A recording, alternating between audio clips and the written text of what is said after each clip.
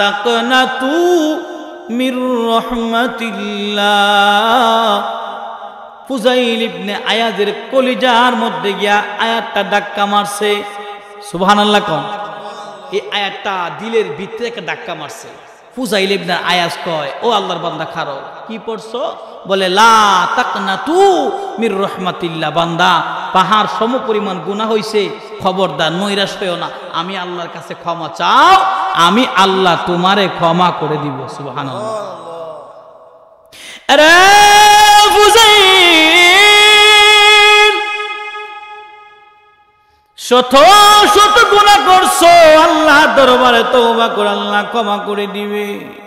ডাক দিয়া কই, আল্লাহর বান্দারা রে, আমারে আমার আল্লাহ আমারে ক্ষমা করবে কিনা? ফুজাইল ইবনে আয়াজের কথা শুই না ওই আল্লাহর বান্দারা বলে, হ্যাঁ, তুমি যদি তওবা করো তাহলে আমার আল্লাহ তোমারে ক্ষমা করব। জুড়ে বলেন সুবহানাল্লাহ। ফুজাইল ইবনে আয়াজ বলে, হুজুর, আপনারা আমারে সঠিক ইসলামের রাস্তাটা দেখায় দেন। ডাক দিয়া বলে, আমরা তোমার দেখাইতে পারবো না। বলে, কে রে? তুমি যেই পরিমাণ গুনাহ করছো, তোমার সেই গুনাহ মাফের জন্য একজন উসিলা দরকার। সুবহানাল্লাহ কোন। বলে, কি করব? বলে, তুমি বাগদাদের জমিনে চলে যাও, একজন আল্লাহর ওলি আছে, ওখানে গিয়ে ক্ষমা চাইবা, তিনার কাছে বলে থইবা, আর বলবা আল্লাহ রাব্বুল আলামিন যেন তোমারে ক্ষমা কইরা দেয়, ব্যবস্থা যেন তিনি শিখাইয়া দেয়। তিনি চলে যাইবেন, এই জন্য চিন্তা করলেন। ও সফর সঙ্গীরা, আমার ডাকাত বন্ধুরা, শোনো, আমি ফুজাইল ইবনে আয়াজ আজকে থেকে ডাকাতি ছেড়ে দিলাম, ওয়াদা করলাম আর কোনোদিন ডাকাতি করব না। এ বন্ধুরা শুনে নাও, আমার আজকে থেকে তোমরা চলে যাও, আমি ফুজাইল ডাকাতির মধ্যে নাই। দলের লোকেরা ডাক দিয়া কয়, ফুজাইল রে, তুমি আমাদের লিডার, তুমি আমাদের লিডার, তুমি যদি ডাকাতি চাইরা দাও, আমরা ডাকাতি করুমু কিসের জন্য? এই কথা যখন বলছে, ফুজাইল জিজ্ঞেস করলে, তাইলে তোরা কি আজকে থেকে ডাকাতি ছেড়ে দিবি? বলে, হ্যাঁ, এই পথে আপনি যাবেন, সেই পথে আমরা যাব, আপনার সঙ্গেই থাকবো, আপনার সঙ্গে আমরা চলবো। আপনি যদি আজকে থেকে ডাকাতি ছেড়ে দেন, আমরা ওয়াদা করলাম আজকে থেকে ডাকাতি ছেড়ে দিলাম। জুড়ে বলেন সুবহানাল্লাহ। ফুজাইল ইবনে আয়াজ এবার চিন্তা করলেন, বাগদাদে যাইতে হইলে ঘরে তো বউ আছে, বউরও তো একটা বুঝ দেওয়ান লাগবো।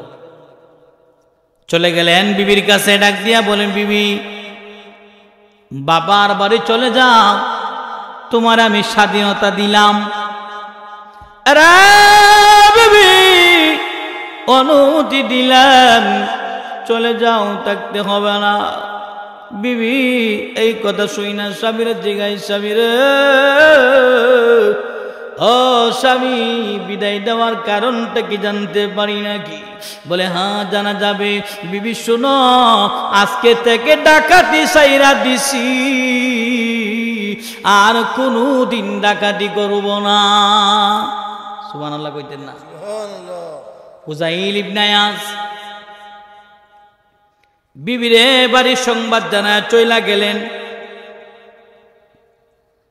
বাগদাদের জমিনে সবার সঙ্গে সবাই নিয়া চলে গেলেন। তওবা করে সে আবার ফিরে আসবে আল্লাহর রাস্তার দিকে। ফুজাইল ইবনে আয়াজ এবার আল্লাহর ওলির দরবারে যখন হাজির হইলেন, দরবারে গিয়া ডাক দিলেন, ও আল্লাহর ওলি, দরজা খুলে দেন, আমি ফুজাইল ইবনে আয়াজ। মুরিদান সবার ভিতরে একটা কম্পন সৃষ্টি হয়ে গেল। হায় হায়, ফুজাইল এখানে কি করে? কারণ ফুজাইল তো এই সময়ে এখানে থাকার কথা না। কিন্তু ফুজাইলটা যখন ডাক দিলেন, ফুজাইল বললেন, হুজুর দরজাটা খুলেন, একটু কথা আছে। তাকায় দেখে তার সঙ্গে সব মানুষ নিয়ে আসে হাজির হয়ে গেছে।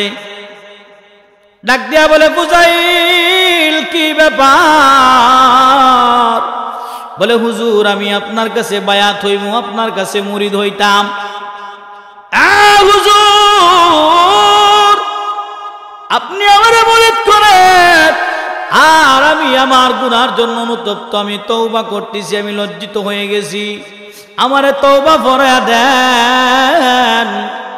এবার আল্লাহর ওই ডাক দিয়া কয়, বুঝাইল রে, ও বুঝাইল, যেই পরিমাণে গুনাহ তুমি করছো, তোমার এই গুনাহ এইভাবে তওবা করলে হবে না। আরে বুঝাইল, আল্লাহ কথা দিছে রে, পাহাড় সম পরিমাণ গুনাহ আল্লাহ ক্ষমা কইরা দিব।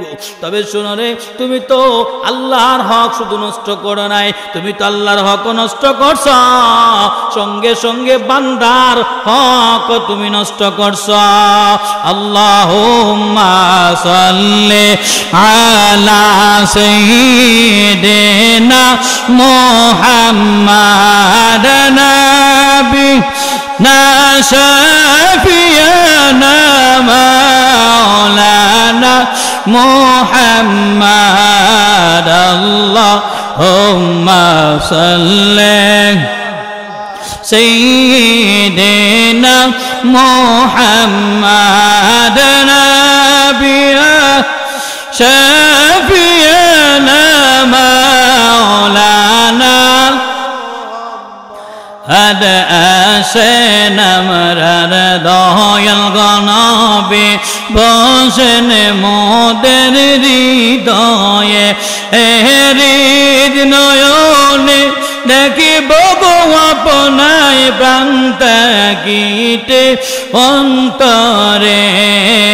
আল্লাহুম্মা সাল্লি আলা সাইয়্যিদিনা মুহাম্মাদ নাবিয়িনা মাওলানা মুহাম্মাদ। আমার বাবারা খারাপ লাগে না ভালো লাগে? আরে বাবারা, বুঝাইল ইবনে আয়াজ হুজুরের কাছে কথা শুনলেন, তিনি বললেন, আল্লাহর হক যদি হইতো তোমার আল্লাহ ইচ্ছে করলে ক্ষমা করতে পারে, কিন্তু তুমি শুধু আল্লাহর হক নষ্ট করো না, তুমি বান্দার হক নষ্ট করছো। আরে বুঝাইল, আল্লাহর হকের জন্য আল্লাহ তোরে ক্ষমা করবে, তবে শুনো, ততক্ষণ পর্যন্ত আল্লাহ ক্ষমা করবে না যতক্ষণ বান্দা তোমারে ক্ষমা না করবে। একটা হকুল্লাহ আর একটা হকুল ইবাদ। আল্লাহ হকুল্লাহ ইচ্ছা করলে ক্ষমা করতে পারেন, কিন্তু হকুল ইবাদ আল্লাহ ক্ষমা করবেন না। বুঝাইল রে, বললেন, বুঝাইল রে, যাও মানুষের দ্বারে দ্বারে গিয়া তুমি তোমার সেই পাপের জন্য অনুতপ্ত হয়ে ক্ষমা চাও। ফুজাইল ইবনে ডাক দিয়ে বললেন, হুজুর আজকে থেকে ওয়াদা করলাম যাকে পাবো তার কাছেই ক্ষমা চাইব। ফুজাইল ইবনে আয়াজ বাড়িতে চইলা গেলেন, গিয়া দেখে কোনো বিবি বারবার বারে যায় নাই। কি ব্যাপার, তুমি যাও নাই কেন? বিবি ডাক দিয়া কই, স্বামী আমি বাপের বাড়ি যাইব কেন? আমি আজকে দুনিয়া জমিনে সবচাইতে খুশি।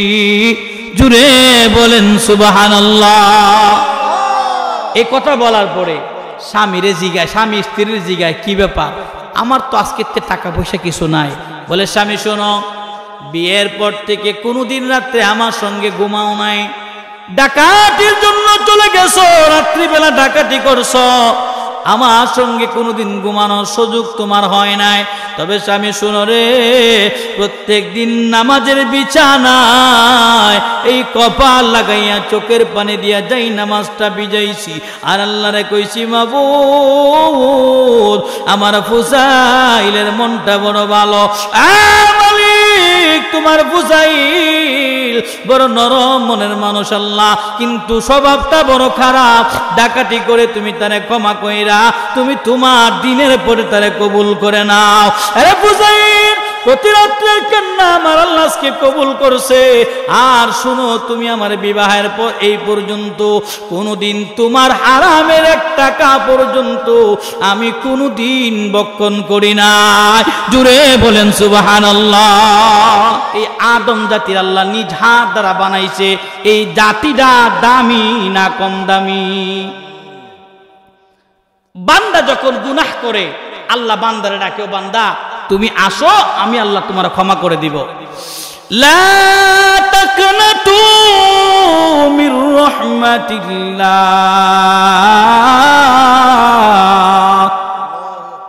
আল্লাহ বলে গুনাহ হয়ে গেছে বান্দা, আসো, আমি আল্লাহর কাছে গুনার জন্য ক্ষমা চাও।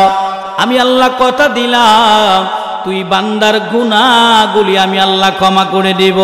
জুড়ে বলেন সুবহানাল্লাহ। গুনাহ করার পরে তওবা করলে আল্লাহ ক্ষমা করেনি। ছোট্ট একটা ঘটনা বলি। ফুজাইল ইবনে আয়াজ বিশ্ববিখ্যাত একজন ডাকাত ছিলেন। বন্ধুরা, ওই ফুজাইল বিশ্ববিখ্যাত ডাকাত, তার এলাকার মধ্যে রেড সিগন্যাল দিয়া দিছে, খবরদার, সাবধান, এখানে কেউ ডুববা না, এটা ফুজাইলের এলাকা। সন্ধ্যা হলেই রেড সিগন্যাল দেওয়া হয়। রাস্তার মধ্যে দেখবা মাঝে মধ্যে দেওয়া আছে সাবধান। দুর্ঘটনা প্রবণ এলাকা আছে না নাই?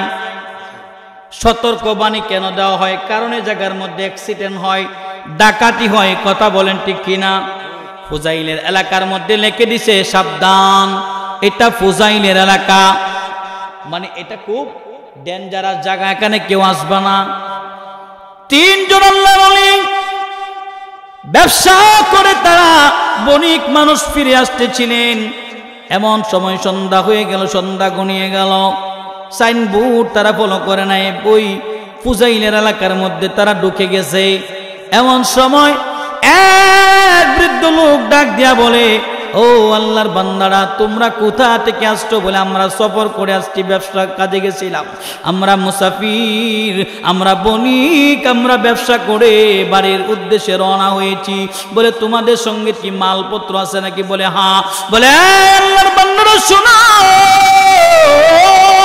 তোমরা কি রাস্তায় দেখো না এলাকা ছিল সাবধান, ফুজাইলের এলাকা, সন্ধ্যার পরে কেউ ঢুকবা না। ওই তিন আল্লাহর ওলি আবার চিন্তার মধ্যে পড়ে গেলেন, কিরে, এই যে এলাকায় আসলাম, এখন যে বলে এলাকার অবস্থা ভালো না। ফুজাইল তিনি একজন ডাকাত, তাও এমন ডাকাত যার নাম সবাই জানে। এমন ডাকাত অনেক জায়গায় আসে না? ফুজাইল ইবনে আয়াজ, সে তার আওতাধীন মানুষদের সবার কাছে সন্ধ্যা হয়ে গেলে ডাকাতির জন্য লোক পাঠায় দেন। মুরব্বী লোকটা বলল, আল্লাহর বান্দারা শোনো, তোমরা যে এই জায়গার মধ্যে আসছো, জানিয়া লও এটা ফুজাইলের এলাকা, তোমাদের যা কিছু আছে সব কিছু নিয়ে নিবে রাত্রে লুট করে। তোমরা এখানে ঢুকছো, কঠিন একটা ভুল করছো। এবার তিনজন বুজুর্গ বান্দা তারা চিন্তা করে কি করা যায়। অনেক মাল, দীর্ঘদিন ব্যবসা করে টাকা পয়সা নিয়ে বাড়িতে যাব। তিনজনের মধ্যে একজন ছিলেন একজন বুজুর্গ বান্দা, তিনি বলেন, সব সঙ্গীরা শোনো, এলাকার সব মানুষ তো খারাপ না। কথা বলেন ঠিক কিনা? আপনার এলাকার কি সবাই খারাপ? কথা কয় না, সবাই খারাপ। ভালো মানুষ আছে না? ভালো মানুষ আছে। বলে, চলো আমরা একজন ভালো মানুষ খুঁজা দেখি, তার কাছে মালগুলি আমানত রাখবো, আমানত। এই তিনজন লোক চলতে লাগলেন। জঙ্গলার গিয়ে পাশে যখন তারা পৌঁছলেন, এমন সময় তাকায় দেখে জঙ্গলার ভিতরে ছোট্ট একটা ঝুপড়ি দেখা যায়। ঝুপড়ির ভিতরে একজন ব্যক্তি নামাজরত অবস্থায় আছে, নামাজ পড়ে। এমন সময়ের মধ্যে ওই তিনজন ব্যক্তি দরজায় দাঁড়ায় সালাম দিছে, আসসালামু আলাইকুম। কারো ঘরে ঢুকলে সালাম দেওয়া লাগে কি লাগে না? আপনারা দেননি? কারো ঘরে সালাম ছাড়া কখনো প্রবেশ করবেন না। চারজন ব্যক্তি দাঁড়ায় সালাম দিছে, আসসালামু আলাইকুম। ভিতরতে কোনো উত্তর নাই, কারণ ওই ভিতরের ব্যক্তিটা নামাজরত অবস্থায় ছিলেন। অপেক্ষা করলেন। উনি নামাজের সালাম ফিরানোর পরে ওয়া আলাইকুম আসসালাম উত্তর দিলেন। ডাক দিলেন, কে গো, তোমরা কারা, এখানে কি চাও? বলে, আপনি অনুমতি দেন, আমরা ভিতরে ঢুকবো। বলে, আসো। বলে, আল্লাহর বান্দা, এটা ফুজাইল ডাকাতের এলাকা, আমরা বড় বিপদে পড়ে গেছি, বড় বিপদে। বলে কি করতে পারি?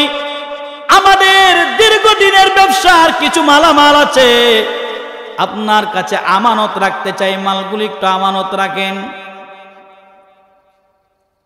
ওই ব্যক্তি বুজুর্গ বান্দা ডাক দিয়া বলে, আল্লাহর বান্দারা, আমানত রাখতে চাও, আমি তো তোমাদের মাল হাত দিয়ে ধরতে পারবো না, আমার কাটের নিচে তোমাদের মালগুলি তোমরা নিজ হাত দ্বারা ঢুকায়া দাও। জুড়ে বলেন আল্লাহু আকবার। এই মালগুলি তারা নিজেদের মাল ওই নামাজি ব্যক্তির খাটের নিচে ঢুকায়া দিছে। কিছু মাল সঙ্গে রাখছে। ডাকাতের ধরন বড় বালা, চাইলে না দিলেই এমনি মারে। ডাকাত রাতে পড়ছেন নি কেউ? আমি একবার পড়ছিলাম। মোবাইল টোবাইল তো সব নিচে, ওই এরপরে ছুরি দিয়েও আঘাত করছে। মানে সে যতক্ষণ চাইবে ততক্ষণ দিতেই হবে, নাই এই কথা বলার কোনো সুযোগ নাই। তারা তিনজন সঙ্গে করে কিছু স্বর্ণ মুদ্রা, কিছু টাকা পয়সা রাখলেন। ও যদি ডাকাইতে ধরে মায়ের থেকে তো বাঁচতে হইব, কিছু না দিলে জানও যাইতে পারে। তিন ব্যক্তি সঙ্গে করে কিছু আমানত, কিছু টাকা পয়সা স্বর্ণ মুদ্রা নিয়ে চললেন, বাকিগুলি আমানত রাখলেন। সিলেটের সাতকের নগরের বাবারা, মা বোনেরা আমার গো, ওই ব্যক্তি তারা তিনজন সঙ্গে করে নিয়ে সারা রাত্র ঘুরলো। রাত্রে বেলা তারা ঘুরতে লাগলো। রাত্রে সারা রাত ঘুরে ডাকাত তাদেরকে ধরে না, রাত্রে হয়ে যাবে। ওই সময় একজন ডাক দিয়ে বলে, বন্ধুরা আমার শোনো, ওই আল্লাহর ওলির ঘরে যখন মাল রাখছিলাম, লোকটা বলেছিল ফজরের আউয়াল ওক্তে এসে মালগুলা নিয়ে যাইবা। কোন ওক্তে চিনেননি? আউয়াল ওক্ত কোনটাও? যেটা ফজরের ওক্তের আগে হয়, তাহাজ্জুদের সময়। কেন? আমারে যদি ফুজাইল দেখে তাইলে আমার সমস্যা হইব। আল্লাহর ওলি তিন বুজুর্গ বান্দা পরামর্শ করলেন, আর একজন উত্তর দিলেন, শোনো, সারা রাত ঘুরলাম, মাল তো নিছে না, এখন যদি মালগুলা আনার পরে ডাকাত ধরে মালগুলা নে, তাহলে কি করব বলো? পরামর্শ হয়ে গেল, এখন আমরা যাব না। যখন ফজরে রক্ত হবে, ফজর আজান হবে, তখন আমরা যাব। চারজন আল্লাহর বান্দা, তারা ফজরের সময় হয়ে গেছে, আজান দিয়ে দিল, ফর্সা হয়ে গেছে। তারা চারজন চলতে লাগলেন, তাদের আমানতের মাল আনবে। যখন তারা চলে গেল, এমন সময় গিয়া দেখে ওই ঝুপড়ির ভিতরে খঞ্জরের জনজনানি আওয়াজ শোনা যায়। তারা বলে, কিরে, এই লোকরে কি ডাকাতি ধরলো নাকি? রাখো, একটু অপেক্ষা করে শুনো এটার ভিতরে কি কথা হয়। দেখে মালগুলি যখন ঢালে ঝন ঝন করে শব্দ হয়। এই বৃদ্ধ লোকের কাছে শত শত মানুষ গিয়া মাল জমা করতেছে, জনজনানি আওয়াজ শোনা যায়, যেই মাল ডাকাতি করছে, জমা করতেছে মাল। এমন সময় বাহির থেকে তিন ব্যক্তি তারা পরামর্শ করে, হাই হাই, হাতে দইরা সব মাল নিয়ে ডাকাতের বাসার ভিতরে দিলাম। এমনি তো মায়ের তাই যাওয়াই দিত, কিছু মাল তো পাইলাম হইলে, এখন দিয়ে আমরা যা ছিল সব নিয়ে তার হাতে দিছি। আমার আব্বুজিরা রে, বাবাজিরা, ওই যে মুরব্বী লোকটা ছিল ঘরের ভিতরে, নামাজ পড়নেওয়ালা ব্যক্তি, তার নাম হলো ফুজাইল ইবনে আয়াজ। নিজের হাতে নিয়া ফুজাইলের হাতে নিয়া জমা দিছে সবকিছু। বিপদ বাড়ছে না কমছে? জালা জুরাইনা, জালা জুরাইনা রে, ওর ভিতরে লেগেছে নবীর প্রেমের আগুন, জালা জুরাইনা জালাজুরাইনারি। তিন ব্যক্তি পরামর্শ করতে লাগলেন, কি ব্যাপার? এদের মধ্যে একজন লোক একটু রাগী, কোনা আমি আমার এই কষ্টের মাল গিয়া তার কাছে চাইমু, সে এমন বড় দুঃখাবাজি আম করলো, কেমনে করলো? দরজার সামনে গিয়া সালাম দিলেন, আসসালামু আলাইকুম। শক্ত হইয়া, আসলে কি শক্ত? ভিতরে কাঁপুনি আছে না নাই? ভিতরে থর থর করে কাঁপতেছে। আসসালামু আলাইকুম। ভিতর থেকে উত্তর দিলেন, ওয়ালাইকুম আসসালাম। কে? বলে ওই যে রাত্রে মাল রাখছিলাম। বলে তুমি একলা কেন? বলে হ্যাঁ, বাইরে আরো দুজন আছে। ওনা সবাই ভিতরে আসো। তিনজন তারা পরামর্শ করে আবার ভিতরে ঢুকছে। ঢুইকা দেখে সারা রাত্রে কামের মাল আইনা জমা করছেন। এমন সময় তিনজনের একজন ডাক দিয়া বলে, আল্লাহর বান্দা, কি ব্যাপার? মাল তোমার কাছে আমানত দিয়েছিলাম, আমাদের মালগুলা ফেরত দাও।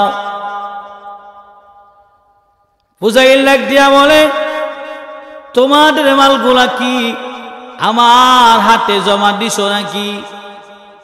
বলে আপনার তো দিছি। আমার হাতে দিছিলা, এটা কেমন কথা? মাল যখন দিছিল ফুজাইল, কিন্তু মাল হাতটা ধরে নাই, কিন্তু বলছিল মাল খাটের নিচে রাখো। এখন ফুজাইল বলতেছে, মাল কি আমার কাছে দিছিলা? ওই তিন ব্যক্তির ভিতরে একটা দুগুর মুগুর ঝড় সৃষ্টি হয়েছে। কিরে, এটা তো মাল না দেওয়ার না কৌশল, কথা কন্টে কিনা? ছোট্ট আরেকটা ঘটনা মনে হয়েছে, কয়ালাইতাম নি। এক ব্যক্তি 12 বছর চাকরি করছে, সরকারি চাকরি। 12 বছর পরে সরকারি সব জমানো টাকা নিয়ে বাড়ির দিকে রওনা হয়েছে। রাস্তার মধ্যে একটা খাল, খাল বুঝেন? ওই খালটা দেখা ওই লোকটা খাল ফাল দিয়া পার হয়ে গেছে। এমন সময় ওই খালের মধ্যে একজন দুষ্ট মহিলা কিছু বাচ্চা নিয়ে গোসল করতেছিল। নাতি গুলা ডাক দিয়া কই, দাদি গো তাকায় দেখো না, ওই লোকটা খালটা ফাল দিয়া পার হয়ে গেছে। দাদি ডাক দিয়া কই, নাতি রে, ওই বাবুর ভিতরে মাল আছে, বাবুর ভিতরে মাল আছে। দাদি কেমনে বুঝলা? বাবুর ফালে বুঝছি। ওই লোকটা ওখান থেকে চলে গেলেন। আবার পরের দিন এই খালের মধ্যে আইসা এবার ফাল দেয় না, লোকটা পানি দিয়া বিজ্জা বিজ্জা যায়। দাদি কালকে না কইছো বাবুর ভিতরে মাল আছে, আজকে দি বাবু এমন করে কেড়ে? বীরেন ছিল, এটি দেখা দিছে। মহিলা ডাক দিলে, এ যুবক, কারো কি ব্যাপার? কালকে দেখছি হাসি খুশি, আজকে মনটা বেজার, কারণ কি? আর কইও না, 12 বছর পরে ছুটি পাইছিলাম, জমানো টাকা পয়সা সব নিয়ে বাড়িতে রওনা, কিন্তু রাস্তার মধ্যে কাজী সাহেবের বাড়িতে ঘুমাইছিলাম, কাজী আমার সবগুলো রাখা দিছে। এমন কাজী আসেনি। ও কাজী হইল বিচারক। আগের মানুষ বিচারককে কাজী বলতো। বলো কি ঘটনা কুলিয়া বলো। বলে যখন আমার ঘুমের সময় হয়েছে, আমি তার বাড়িতে উঠলাম, একজন লোকের জিগাইলাম, এই এলাকায় ভালো আমানতদার আসেনি?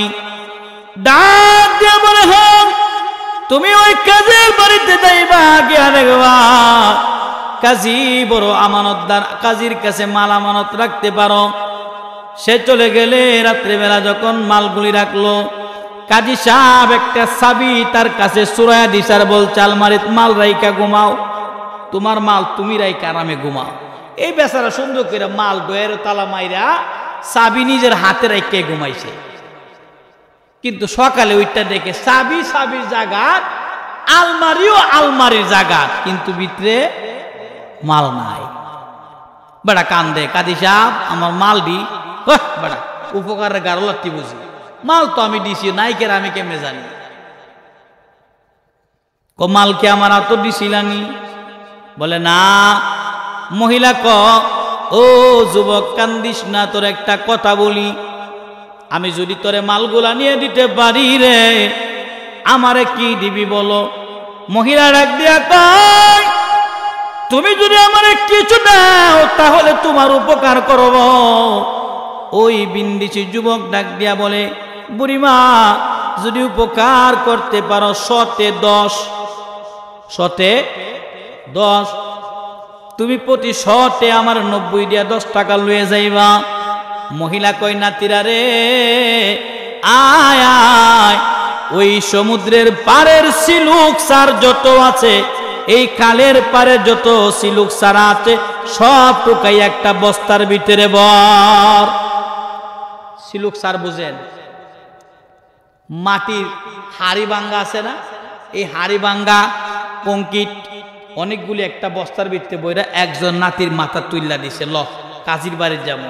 আরে বিন্দিসি যুবকের কইছে, আমি যখন কাজীর লগে কথা বলবো এমন সময় তুমি গিয়া কইবা, কাজী সাহেব আমার টাকা দি, তাইলে আমার এই টাকার বস্তা দেখা তার ভিতরে একটা লুব আইব, এই লুবের কারণে সে তোমার টাকাগুলি ফেরত দিয়া দিবে।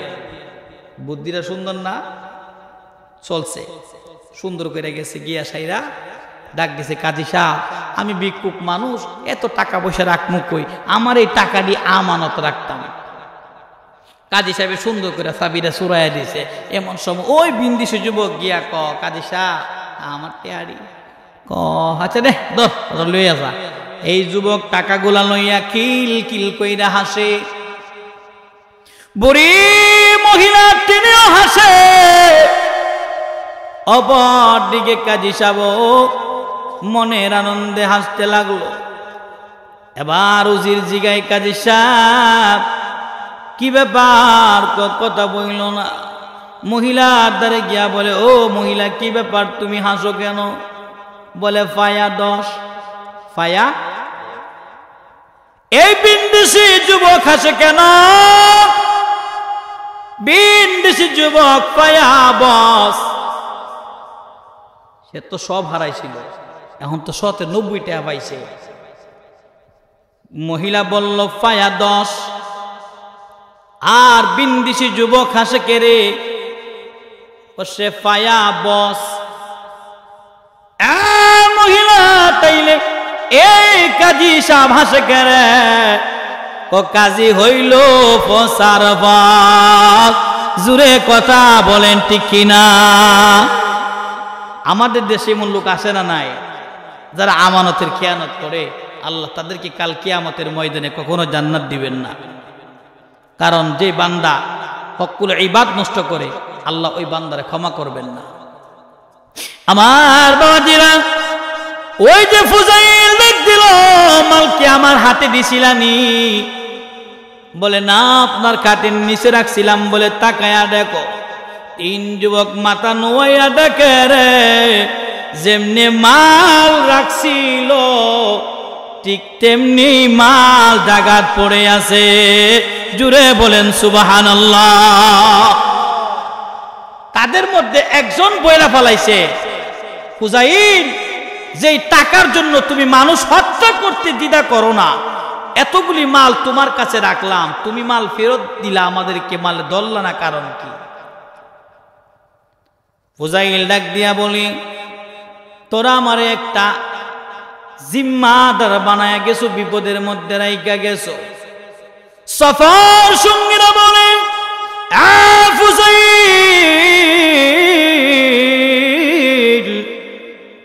টাকার জন্য স্বর্ণের জন্য কত কষ্ট করি, প্রয়োজনে মানুষ হত্যা করি, কিন্তু তোমার কাছে এতগুলি স্বর্ণ মুদ্রা জমা করলো, রাখলা না, কারণ কি? ফুজাইল ডাক দিয়া কই, শুনো রে ও আমার দলের লোকেরা, কারণ তারা আমার কাছে আমানত রাখিয়া আমারে আমানতের জিম্মাদার বানাইছে। জুড়ে বলেন সুবহানাল্লাহ। তাদের একজন জিগায়, আমানত রাখার কারণে মাল নিলা না, কারণ কি? ফুজাইল ইবনে ইয়াজ ডাক দিয়া কয়, ডাকাতের জন্য নবী সুপারিশ করবে। যদি ডাকাত তওবা করে রে, তবে শুনো, আমানতের খেয়ানতকারীর জন্য আমার নবী কখনো সুপারিশ করবে না। ওই আমানতের খেয়ানতকারী কোনোদিন জান্নাতে যাবে না। এই জন্য এই ভয়ে আমি আমানতের মালে হাত দেই না। তাদের মধ্যে একজন আয়াত তিলাওয়াত করলেন, লা তাকনাতু মির রাহমাতিল্লাহ। ফুজাইল ইবনে আয়াজের কলিজার মধ্যে গিয়া আয়াতটা ধাক্কা মারছে। সুবহানাল্লাহ কোন। এই আয়াতটা দিলের ভিতরে একটা ধাক্কা মারছে। ফুজাইল ইবনে আয়াজ কয়, ও আল্লাহর বান্দা খারো, কি পড়ছো? বলে লা তাকনাতু মির রাহমাতিল্লাহ। বান্দা, পাহাড় সম পরিমাণ গুনাহ হইছে, খবরদার নৈরাশ হইও না। আমি আল্লাহর কাছে ক্ষমা চাও, আমি আল্লাহ তোমারে ক্ষমা করে দিব। সুবহানাল্লাহ। আরে ফুজাইল, শত শত গুনাহ করছো, আল্লাহ দরবারে তওবা করে আল্লাহ ক্ষমা করে দিবে। ডাক দিয়া কই, আল্লাহর বান্দারা রে, আমারে আমার আল্লাহ আমারে ক্ষমা করবে কিনা? ফুজাইল ইবনে আয়াজের কথা শুই না ওই আল্লাহর বান্দারা বলে, হ্যাঁ, তুমি যদি তওবা করো তাহলে আমার আল্লাহ তোমারে ক্ষমা করব। জুড়ে বলেন সুবহানাল্লাহ। ফুজাইল ইবনে আয়াজ বলে, হুজুর, আপনারা আমারে সঠিক ইসলামের রাস্তাটা দেখায় দেন। ডাক দিয়া বলে, আমরা তোমার দেখাইতে পারবো না। বলে, কে রে? তুমি যেই পরিমাণ গুনাহ করছো, তোমার সেই গুনাহ মাফের জন্য একজন উসিলা দরকার। সুবহানাল্লাহ কোন। বলে, কি করব? বলে, তুমি বাগদাদের জমিনে চলে যাও, একজন আল্লাহর ওলি আছে, ওখানে গিয়ে ক্ষমা চাইবা, তিনার কাছে বলে থইবা, আর বলবা আল্লাহ রাব্বুল আলামিন যেন তোমারে ক্ষমা কইরা দেয়, ব্যবস্থা যেন তিনি শিখাইয়া দেয়। তিনি চলে যাইবেন, এই জন্য চিন্তা করলেন। ও সফর সঙ্গীরা, আমার ডাকাত বন্ধুরা, শোনো, আমি ফুজাইল ইবনে আয়াজ আজকে থেকে ডাকাতি ছেড়ে দিলাম, ওয়াদা করলাম আর কোনোদিন ডাকাতি করব না। এ বন্ধুরা শুনে নাও, আমার আজকে থেকে তোমরা চলে যাও, আমি ফুজাইল ডাকাতির মধ্যে নাই। দলের লোকেরা ডাক দেয়া কয়, ফুজাইল রে, তুমি আমাদের লিডার, তুমি আমাদের লিডার, তুমি যদি ডাকাতি সাইরা দাও, আমরা ডাকাতি করুমু কিসের জন্য? এই কথা যখন বলছে, ফুজাইল জিজ্ঞেস করলে, তাইলে তোরা কি আজকে থেকে ডাকাতি ছেড়ে দিবি? বলে, হ্যাঁ, এই পথে আপনি যাবেন সেই পথে আমরা যাব, আপনার সঙ্গেই থাকবো, আপনার সঙ্গে আমরা চলবো। আপনি যদি আজকে থেকে ডাকাতি ছেড়ে দেন, আমরা ওয়াদা করলাম আজকে থেকে ডাকাতি ছেড়ে দিলাম। জুড়ে বলেন সুবহানাল্লাহ। ফুজাইল ইবনে আয়াজ এবার চিন্তা করলেন, বাগদাদে যাইতে হইলে ঘরে তো বউ আছে, বউরও তো একটা বুঝ দেওয়ান লাগবো। চলে গেলেন বিবির কাছে, ডাক দিয়া বলেন, বিবি, বাবার বাড়ি চলে যাও, তোমার আমি স্বাধীনতা দিলাম। আরে বিবি, অনুমতি দিলাম, চলে যাও, থাকতে হবে না। বিবি এই কথা শুই না স্বামীর জিগাই, স্বামীরে, ও স্বামী, বিদায় দেওয়ার কারণটা কি জানতে পারি নাকি? বলে, হ্যাঁ, জানা যাবে। বিবি শোনো, আজকে থেকে ডাকাতি সাইরা দিছি, আর কোনো দিন ডাকাতি করব না। সুবহানাল্লাহ কইতেন না? ফুজাইল ইবনে আয়াজ বিবিরে বাড়ির সংবাদ জানায় চইলা গেলেন। বাগদাদের জমিনে সবার সঙ্গে সবাই নিয়া চলে গেলেন। তওবা করে সে আবার ফিরে আসবে আল্লাহর রাস্তার দিকে। ফুজাইল ইবনে আয়াজ এবার আল্লাহর ওলির দরবারে যখন হাজির হইলেন, দরবারে গিয়া ডাক দিলেন, ও আল্লাহর ওলি, দরজা খুলে দেন, আমি ফুজাইল ইবনে আয়াজ। মুরিদান সবার ভিতরে একটা কম্পন সৃষ্টি হয়ে গেল। হায় হায়, ফুজাইল এখানে কি করে? কারণ ফুজাইল তো এই সময় এখানে থাকার কথা না। কিন্তু ফুজাইল ডাক দিলেন। ফুজাইল বললেন, হুজুর দরজাটা খুলেন, একটু কথা আছে। তাকায় দেখে তার সঙ্গে সব মানুষ নিয়ে আসে হাজির হয়ে গেছে। ডাক দিয়া বলে, ফুজাইল কি ব্যাপার? বলে, হুজুর আমি আপনার কাছে বায়াত হইব, আপনার কাছে মুরিদ হইতাম। হুজুর আপনি আমারে মুরিদ করেন, আর আমি আমার গুনার জন্য অনুতপ্ত, আমি তওবা করতেছি, আমি লজ্জিত হয়ে গেছি, আমারে তওবা ফরায়া দেন। এবার আল্লাহর ওই ডাক দিয়া কয়, বুঝাইল রে, ও বুঝাইল, যেই পরিমাণে গুনাহ তুমি করছো, তোমার এই গুনাহ এইভাবে তওবা করলে হবে না। আরে বুঝাইল, আল্লাহ কথা দিছে রে, পাহাড় সম পরিমাণ গুনাহ আল্লাহ ক্ষমা কইরা দিব। তবে শোনো রে, তুমি তো আল্লাহর হক শুধু নষ্ট করো নাই, তুমি তো আল্লাহর হক নষ্ট করছো, সঙ্গে সঙ্গে বান্দার হক তুমি নষ্ট করছো। আল্লাহুম্মা সাল্লি আলা সাইয়্যিদিনা মুহাম্মাদ নাবি না শাফিয়ানা মাওলানা মুহাম্মাদ। আল্লাহুম্মা সাল্লি সাইয়্যিদিনা মুহাম্মাদ নাবিয়া শাফিয়ানা মাওলানা আদ আসেন আমরার দয়াল গনবে, বসেন মোদের হৃদয়ে, হৃদ নয়নে দেখিব গো আপনায়, প্রান্ত গীতে অন্তরে। আল্লাহুম্মা সাল্লি লা সাইয়্যিদিনা মুহাম্মাদ নাবিয়ানা না মাওলানা মুহাম্মাদ। আমার বাবারা খারাপ লাগে না ভালো লাগে? আরে বাবাজিরা, ফুজাইল ইবনে আয়াজ হুজুরের কাছে কথা শুনলেন। তিনি বললেন, আল্লাহর হক যদি হইতো, তোমার আল্লাহ ইচ্ছে করলে ক্ষমা করতে পারে, কিন্তু তুমি শুধু আল্লাহর হক নষ্ট করো না, তুমি বান্দার হক নষ্ট করছো। আরে বুঝাইল, আল্লাহর হকের জন্য আল্লাহ তোরে ক্ষমা করবে, তবে শুনো, ততক্ষণ পর্যন্ত আল্লাহ ক্ষমা করবে না যতক্ষণ বান্দা তোমারে ক্ষমা না করবে। একটা হকুল্লাহ আর একটা হকুল ইবাদ। আল্লাহ হকুল্লাহ ইচ্ছা করলে ক্ষমা করতে পারেন, কিন্তু হকুল ইবাদ আল্লাহ ক্ষমা করবেন না। ফুজাইল বললেন, ফুজাইল রে, যাও মানুষের দ্বারে দ্বারে গিয়া তুমি তোমার সেই পাপের জন্য অনুতপ্ত হয়ে ক্ষমা চাও। ফুজাইল ডাক দিয়ে বললেন, হুজুর আজকে থেকে ওয়াদা করলাম, যাকে পাবো তার কাছেই ক্ষমা চাইব। ফুজাইল ইবনে আয়াজ বাড়িতে চইলা গেলেন, গিয়া দেখে কোনো বিবি বারবার বাড়ি যায় নাই। কি ব্যাপার, তুমি যাও নাই কেন? বিবি ডাক দিয়া কয়, স্বামী আমি বাপের বাড়ি যাইব কেন? আমি আজকে দুনিয়া জমিনে সবচাইতে খুশি। জুড়ে বলেন সুবহানাল্লাহ।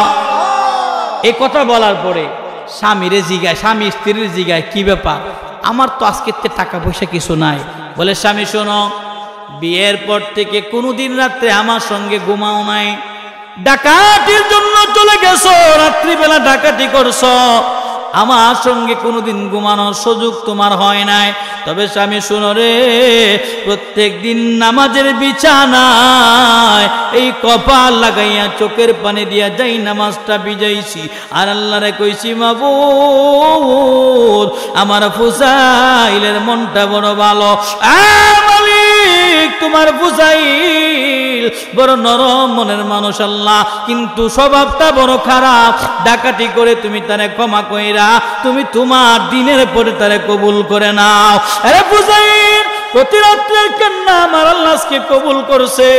আর শুনো, তুমি আমার বিবাহের পর এই পর্যন্ত কোনোদিন তোমার হারামের 1 টাকা পর্যন্ত আমি কোনোদিন বক্ষণ করি নাই। জুড়ে বলেন সুবহানাল্লাহ। বিবি বলে, স্বামী যেইভাবে রাখতে চাও সেইভাবে রাখবো। যা কিছু আসিল সব কিছু বিক্রি করছে, টাকা পয়সা যা ছিল সব নিয়ে রাস্তায় রাস্তায় ঘুরে যারে পায় তার হাত ধরে পা ধরে ক্ষমা চায়, যতটুক সাধ্যে কোলায় তারে দিয়ে ক্ষমা চেয়ে নেয়। ভাই আমারে ক্ষমা কইরা দাও, আমি ফুজাইল ডাকাতি ছেড়ে দিয়েছি। অনেক মানুষ ফুজাইল ডাকাতি ছাড়ছে, এই জন্য বলে আলহামদুলিল্লাহ, কিছু লাগবে না, তুই যে বালা হইছস। আমাদের সমাজে এমন লোক আছে না নাই? ও দাদা আমি তো ভালো হয়ে গেছি গা, বাবা রে আমি এত খুশি হয়েছি, এর চেয়ে খুশি কেউ নাই, তোরে যে আল্লাহ বালা করছে। কথা বলেন ঠিক কিনা? অনেক লোক নিজের থেকেই ফ্রি ভাবে ছাইরা দিলেন, বলে টাকা পয়সা লাগবে না। আবার অনেকেই বলছে, আরে ফুজাইল দাও, যেই পরিমাণে ক্ষতি করছ তার ক্ষতিপূরণ দাও। ফুজাইল দিতে দিতে টাকা পয়সা সব শেষ হয়ে গেছে। একজন ইহুদির সঙ্গে দেখা, ইহুদি এই ইহুদির কাছে গিয়া মাপ চাইতো গেছে, ডাক দিছে। পরে ইহুদি দেখে তরতর কইরা কাঁপে, কিরে ফুজাইল এখানে কেন? ফুজাইল ইহুদির কাছে নম্র ভাষায় বড় বিনয় হয়ে ডাক দিলেন, আরে ইহুদি ভাই আমারে চিনছনি? বলে, তোরে বুঝি চিনার বাকি আছে? 17 বার ডাকাতি করছস। কয়বার? 17 বার ডাকাতি করছস, তোরে চিনার বাকি আছে? এখন কেন আইছে বল? বলে, বাইরে বিপদ হয়ে আসছি, তোমার কাছে তো আমি ঋণী, আমি তোমার কাছে এই ঋণের জন্য ক্ষমা চাইতে আসছি। ইহুদি চালাক মানুষ, ডাক দিয়া বলে, ফুজাইল ক্ষমা করতে পারি একটা শর্তে, যদি আমার শর্ত তুমি মানো, কথা দিলাম তোমারে ক্ষমা কইরা দিমু। কি শর্ত ভাই বলেন?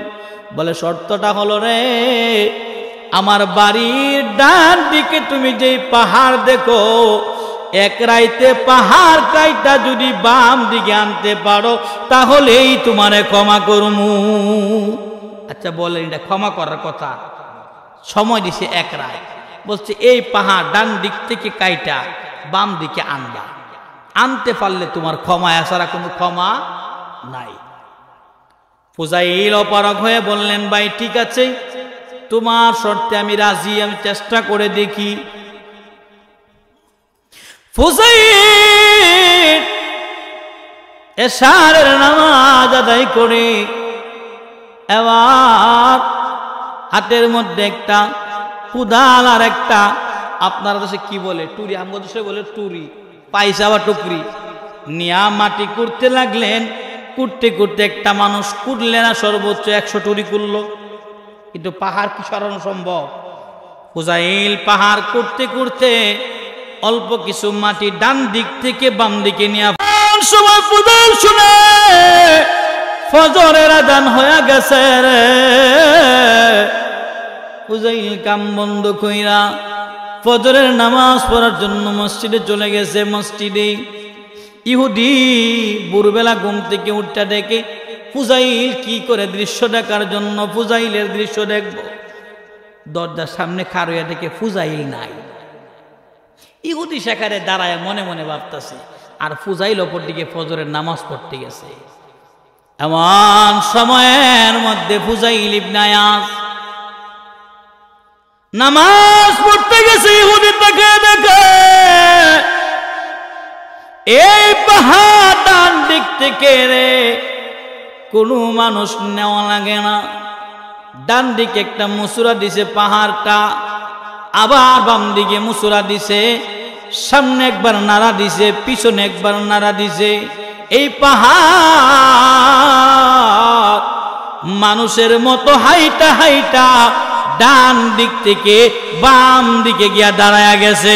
জুড়ে বলেন সুবহানাল্লাহ। ইহুদি দৃশ্য দেখে চিন্তা করতে লাগলো, ঘরের ভিতরে চলে গেল। কি ব্যাপার, পাহাড় কি করে হাইটা, সেটা তো আশ্চর্য ঘটনা। ফুজাইল তিনি নামাজ পড়ে আইসা দেখে পাহাড় ডান দিকে নাই, বাম দিকে চলে গেছে। ডাক দিলেন, ইহুদি ভাই আসো আসো আসো, আইসা দেখো আমি এই ডান দিকের পাহাড় আল্লাহর হুকুমে বাম দিকে চলে গেছে। ইহুদি কয়, মানি না, আমি মনে হয় রাত্রে বলতে ভুল বলছিলাম, পাহাড়টা বাম দিকেই ছিল, তোমারে বলতে মনে বলছিলাম ডান দিকে নিবা, কিন্তু উল্টা বইলা ফালাইছি। নাউজুবিল্লাহ। পাহাড় বাম দিকে আসি, আমি তোমারে বলতে চাইছিলাম ডান দিকে নেও, কিন্তু উল্টা হয়ে গেছে আর কি। ফুজাইল এবার আশ্চর্য হয়ে গেলেন, কি ব্যাপার, তিনি ক্ষমা করতে রাজি হয় না। ডাক দিলেন, হুজুর ও ফুজাইল, তোমারে ক্ষমা করা যাবে না। বলে কেন? বলে ক্ষমা করা যাবে না, আর একটা সুযোগ আমারে দেন না। বলে দিতে পারি, তুমি আমার ঘরের ভিতরে গিয়ে দেখবা একটা থলের ভিতরে কিছু স্বর্ণ আর মুদ্রা আছে, নিয়ে আসো এগুলি। এই থলেটা আইনা দিলে তোমারে ক্ষমা করা হবে, এছাড়া ক্ষমা করা হবে না। ফুজাইল ইবনে ডাক দিয়ে বললেন, ওই ইহুদি ভাই শুনো রে, তুমি যদি আমার এই শর্ত দাও, আমি তোমার শর্তে রাজি। ঘরের ভিতরে ফুজাইল ইবনে চলে গেলেন, গিয়া দেখে কাপড়ের একটা থলে, একান কলতলার দেখা সেই থলেটা ধরার সময় বিসমিল্লাহ বলে থলেটার মধ্যে হাত লাগাইছে। জুড়ে বলেন সুবহানাল্লাহ। এই থলেটা হাত কইরা আইনা ইহুদির কাছে দিল, ভাই ধরেন আপনার থলেটা। ইহুদি ডাক দিয়ে বলেন, আরে ফুজাইল, এই থলের ভিতরে কি আছে ডালো, আমি দেখতে চাই। ফুজাইল ইবনে আয়াজ আবার বিসমিল্লাহ বলে সেইগুলো ডালতে লাগলেন। তাকায় দেখে স্বর্ণ মুদ্রা, স্বর্ণের চাকা ঝনঝন করে নিচের দিকে পড়ে। সুবহানাল্লাহ। ইহুদি দৃশ্য দেখা সঙ্গে সঙ্গে সুবহানাল্লাহ বইলা ফলাইছে। সুবহানাল্লাহ, ইহুদি মানুষ কিন্তু সুবহানাল্লাহ বলছে। কি ব্যাপার ফুজাইল, তুমি জানো না? আরে ফুজাইল, তোরে ক্ষমা করা যাবে না। বলে কেন ক্ষমা করবা না? বলে ফুজাইল রে, তোরে ক্ষমা করতে পারি রে, আগে তুই আমারে বায়াতে রাসূল গ্রহণ করাইবি, এরপরে তোরে আমি ক্ষমা করব। ফুজাইল ডাক দিয়ে বলে, ইহুদি ভাই এখনো ক্ষমা নিতে পারি না, আমি তোমারে বায়াত করবো কিভাবে? আমি তো এখনো ভালো করে বায়াত হতে পারি নাই, তোমারে বায়াত করবো কি করে? ও ইহুদি ভাই, আমারে ক্ষমা করে দাও। ডাক দিয়া বলে, ফুজাইল রে, এত বাহানা তোর সঙ্গে কেন করলাম জানতে চাও না?